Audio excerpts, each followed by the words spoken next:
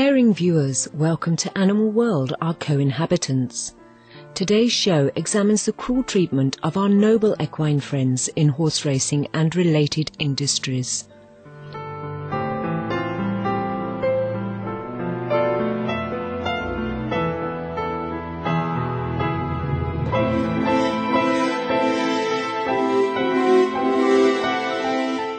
Horses have been humankind's helpers for centuries. These majestic animals evoke images of grace, strength, and gentleness.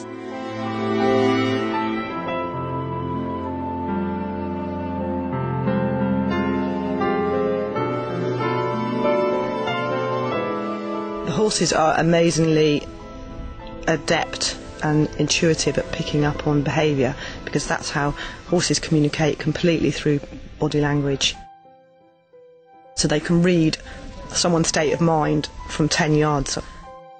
And they're very social animals, so horses are they're social, they're inquisitive, they're large. There's a lot of things about them that just make them absolutely fantastic therapists, basically.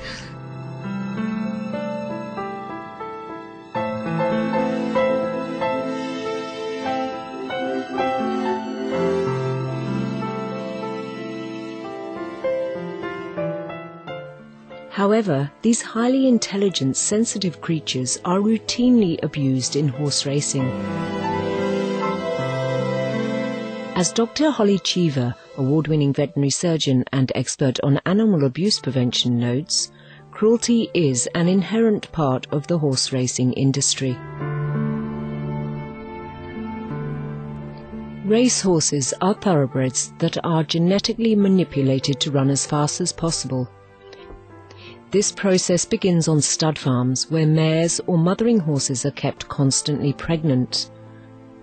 In fact, 90% of their time is spent in pregnancy, whereas in nature, mares only bear a single foal every 2 years or so. Horses usually give birth in spring when there is abundant grass and the weather warms up, as this gives the foals the greatest chance of survival. However, breeders often manipulate the mare's natural cycle so they give birth in the winter, and the young horses can be made ready for racing sooner, thus maximizing profits. To change a mare's reproductive clock, she is injected full of the drug known as prostaglandins. Her living environment is altered. Lights in her living quarters are left on longer than usual to mimic longer days, and the temperature is raised, causing great confusion and disorientation for the mare. Next, she is forcefully impregnated by a stallion that is also kept at the farm. Once the foals are born, they are taken away from their mothers to be raised as racehorses. The mares are then impregnated again, and this continues until she can no longer reproduce, and the same applies for stallions. They are then sold to knackeries, where they are slaughtered and made into pet food, while their bones are used to make glue. Racehorse foals have to be nursed, but if their mothers are sent to the slaughterhouse, how can they get milk? The answer lies in a very dark corner of the horse raising industry. Nurse mares are female horses used to produce milk for valuable or thoroughbred racehorses. In order to be able to produce milk, these horses must become pregnant and give birth, so that they can lactate and provide milk for the more valuable horses. The nurse mare's own babies cannot be provided with milk, as their mothers are feeding racehorses, so the nurse mare's foals are brutally killed. As it is illegal to send ponies under 6 months old to the slaughterhouse, they are killed on site by having their heads smashed in with heavy wooden or metal clubs. Alternatively, they are just left in the field to starve to death. The babies are then skinned, and their leather is used to make high-end fashion items such as purses and shoes. In some countries, the baby ponies are skinned alive, as this is believed to make their flesh more tender. The meat is subsequently sold for human consumption. Each year, in countries around the world, hundreds of thousands of foals are produced for the horse racing industry.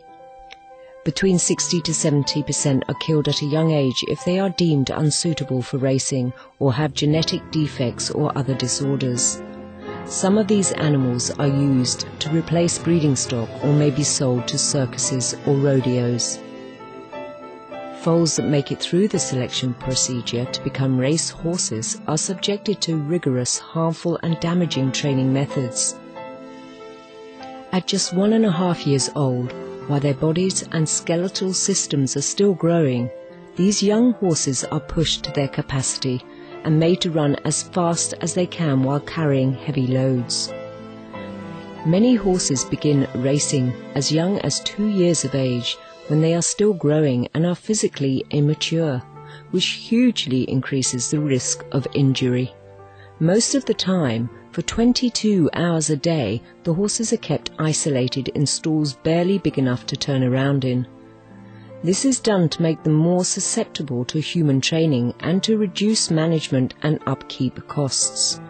This constant confinement is extremely stressful to these free, social beings, and many of the animals begin to exhibit neurotic behaviors such as swaying from side to side, walking in circles and chewing on railings. During training of racehorses, fractures and broken bones are far too common. Veterinary costs and the need to get the horses racing means that they are sent for slaughter if they cannot run soon. Those horses who survive are made to run all year round on hard tracks at speeds of 30 to 40 miles per hour.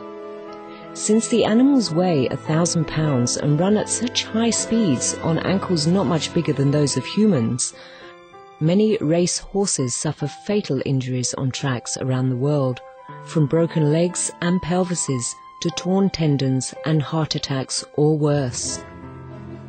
In the United Kingdom alone, more than 400 horses die on the track each year, and in the United States, the number is double this. Many horses also incur other injuries, such as chipped bones or stiff knees, and others suffer from an excruciating condition known as shin soreness, in which even a slight touch to the shin brings the horse down to its knees in pain. However, a horse that is not running is considered unprofitable, and so it is pumped full of painkillers and is forced to run by fear and violence. When Animal World, our co-inhabitants, returns, we will further investigate the suffering inflicted upon race horses. Please keep your dial tuned to Supreme Master Television.